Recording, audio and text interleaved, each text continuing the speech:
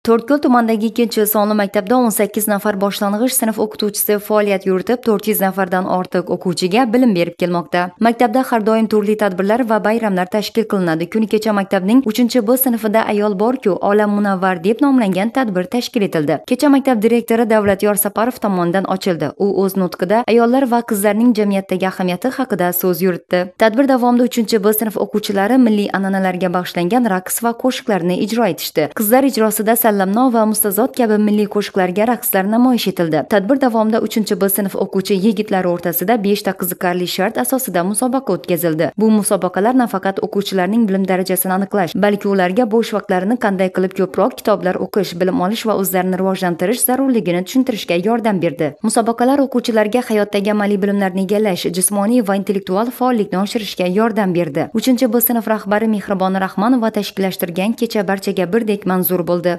Bugungi bo'lib o'tgan tadbirimizdan asosiy maqsadimiz mahalla, maktab, ota-ona hamkorligida olib borilgan konsepsiyalarni ko'rsatib berish, o'quvchilarning ota-onasi bilan bo'lgan munosabatlarini yanada yaqinroq qilish, o'quvchilarning bilimga, maktabimizga bo'lgan qiziqishini, hurmatini yanada oshirish maqsadida tadbirimiz tashkil qilindi. Tadbir davomida o'quvchilar nafaqat bilim olish, balki jamiyatda o'z o'rnini topish va hayotdagi muhim qadriyatlarni anglashni o'rgandilar. Bu kabi tadbirlar o'quvchilarni nafaqat bilimli, balki ma'naviy jihatdan ham yetuk shaxslar sifatida tarbiyalashda muhim rol o'ynaydi.